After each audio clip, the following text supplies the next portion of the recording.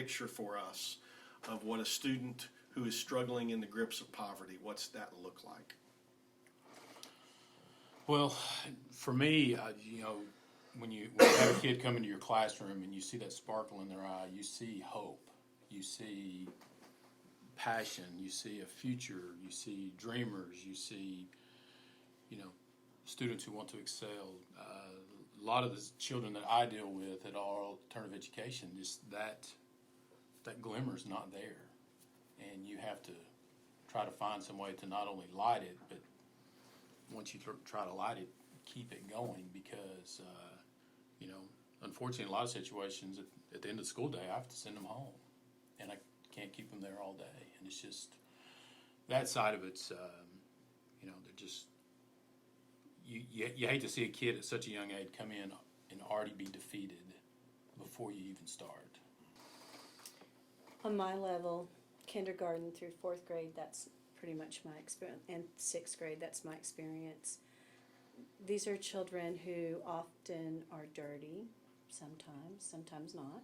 Sometimes they don't have the things that other kids have. Sometimes their vocabulary is not as high. That's a real detriment for children of poverty.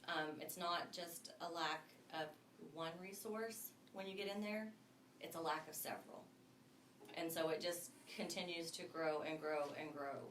I think a lot of it too, over the years, is lack of hope, but also lack of any type of dream, because that's all they've known. And there's really no expectation of anything better. They expect the same, and that's what the challenge is for all the educators, is to get them to dream and show that there is something more out there. But it's generational, and it's kind of what's expected, and just not having that hope or thought of there's something more. But then now all of a sudden they've become almost the sole provider for their home, whether their parents have a disability or things of that nature. They've started full tilt adulthood without the opportunity to properly get an education to enhance where they currently are, so they have now got stuck into that cycle because they can't afford to not go to work in order to get an education, in order to find a better job, and that just, to me, it traps them. How important is it to meet those needs so that then you can do the education part? If a kid doesn't know where he's going to sleep, doesn't know where he's going to eat, is having to take care of his brothers and sisters, how hard is it then to teach them to do algebra? Like what are the challenges you face trying to meet physical needs and do the education point? Because if you don't graduate high school, you're setting yourself up for a tough life. Yeah.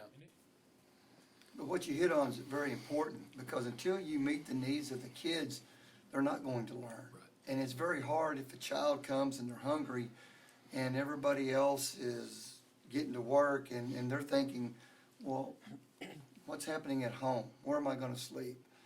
And that's a big deal. So you have to meet those needs first in order for them to learn. But it's also that expectation too. There's nobody really expecting them to do the work or pushing them forward to go forward, go beyond. So they fit into that same bubble, and it's really hard for them to get out.